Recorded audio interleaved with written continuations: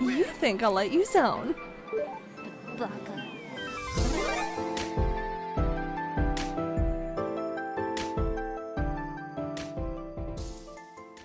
This time, let's flex those problem-solving muscles while we help the Duck Detective.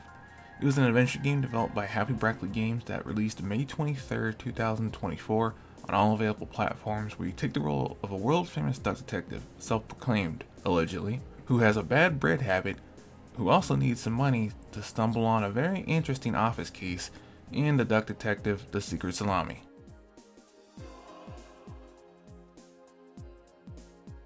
We start our story with a down-on-his-luck duck who needed money for rent fast as it was due soon, but he also needed last month's rent as well. He retraced his steps to see where the money went, and it went to white bread. The toast helps him forget his divorce, and then his phone starts to ring. He thought it was his ex-wife Anna when really it was for a new job, so Duck decides to talk on location.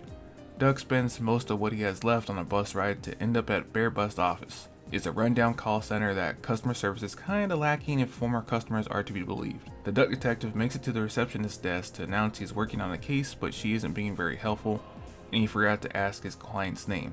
The Duck finds out that Sophie's sad because no one at work remembered her birthday. He wishes Sophie a happy birthday, and she gives Duck a key card because if he knows her birthday, then he knows someone here at the office. And Duck can finally start the case. Duck makes it inside the office and thinks he should hurry up and finish the case due to the friendly atmosphere. Duck overhears that someone named Fredersen needs to be fired. The employee asks who he was, and it was Eugene Quacklin, a detective hired for the case. The employee says why didn't he say so sooner, as they need some evidence to fire him. Searching over the office, Duck comes across branch management Manfred. Duck asks if he's the client, but no, Manfred hasn't heard of him before, but it's good that he's here. He wonders how long Duck will be, as Duck says he needs to check everywhere to do his job. After figuring out who everyone is in the office was, Duck goes to the crime scene to get some clues. While Duck tries not to eat the bread, we see a woman tell a man to stop eating the icing, and we find out her name is Margaret. But the man replies that if he wasn't so fat, he'd eat cake for breakfast every day. Later, Duck figured out it was Laura who called him, so he went in search of the tweaking cat to talk about the case. Laura yells at Eugene saying he should have told her he was the detective, and he responds that he's a duck in a trench coat, so it would be very obvious about who he was. She doesn't care, but just wants to know if Freddy's getting fired. Duck says he's still working on it. Outside in the back with the parked buses, Duck wants to know why a sorry sack is standing out in the rain.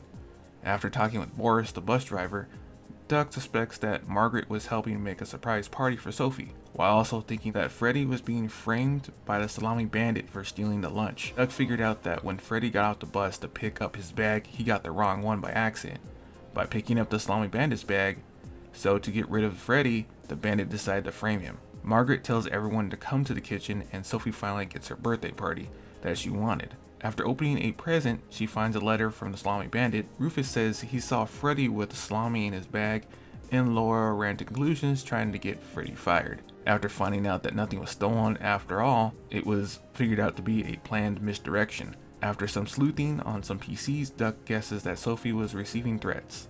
Western goods are banned from being sold in the East, and for some reason the Salami Bandit decided to make a side hustle of smuggling high-grade salami from the West to the East, and for some reason Sophie was being threatened about it. But Duck had to question all the employees.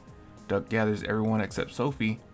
Duck asked where she was. Laura says she needed a moment alone, but Duck started to explain his findings anyway. Freddy starts freaking out, saying he's being framed, and Duck actually agrees to Laura's disbelief. Duck explains that salami is being smuggled in, but everyone doesn't believe him, and leaves the kitchen except for Freddy. Duck sneaks into Manfred's office to crack the code. Duck talking to himself, saying he always wanted to open a comically big safe. Inside the safe, Duck finds 2 letters, one to Manfred's wife and another to scare someone from snitching.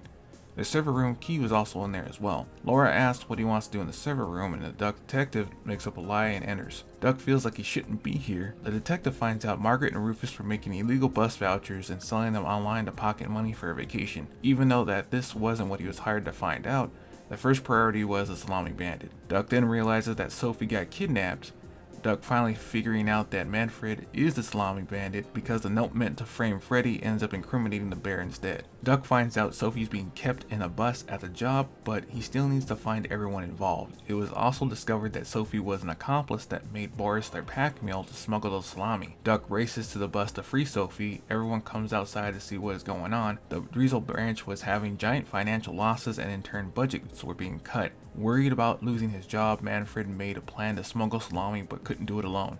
He recruited Boris because the bus driver can load items unnoticed. Boris would always take a detour from his routes to load the salami onto the bus, but it wouldn't be easy to have Boris to join. That's why he had Sophie join as well. Sophie used Boris' obsession with her to be the pack mule they needed for the salami smuggling. Everything was alright until someone called a duck detective to the office. Freddy was originally going to be the fall guy for everything, but when that didn't work, Sophie started to crack and wanted to confess to the police. Manfred couldn't have a K-pop fan ruin everything, so he hid her on the bus. All this is the reason why Manfred stole Laura's lunch in the first place, but it's time to figure out who is responsible. Ultimately, Manfred, Sophie, and Boris would be arrested for their crimes. Manfred says that he'd do everything again for his family, but Duck doesn't think salami smuggling was part of that. Manfred is lighting everyone up about being lazy and finally decides to snitch about Rufus. Laura doesn't know what the hell's going on, and if calling a duck detective would result in her friend going to jail, she would have never done it. And at the end of it all, even though it was ugly, someone had to find the truth behind the lies for Lady Justice. And as the game ends, or that's what you think, when Duck doesn't have a ride home and Freddy offers his services for social media manager and sidekick, to which Duck just wants the ride to be over since he still hasn't gotten paid.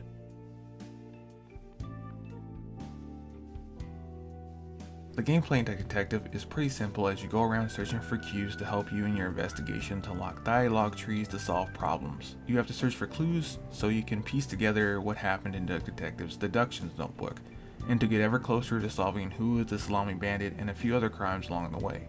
The only way to get further into the story is to solve each mystery until you finally crack the entire case wide open. For an adventure game, there aren't many puzzles, mostly spot the clues or cues on people or areas to get an idea of what happened next. So the game can get your mind working, but it isn't that hard that kids can't enjoy it to have fun. Well, I think middle school and above would enjoy this anyway.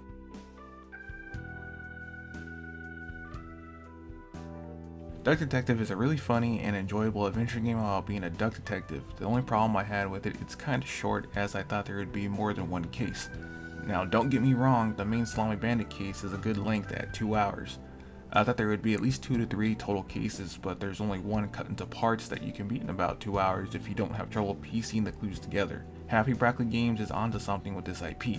If there is a Duck Detective 2, make it 2 to 3 cases and it'll be perfect. I give Duck Detective The Secret Salami an 8 out of 10. You can't go wrong with a $10 price tag for a few hours of laughs and detective work. That should do it for my time being a detective, and now I'll switch sides when you'll see me as a thief next time. Until then, stay gold, and I'll see you guys in the next video.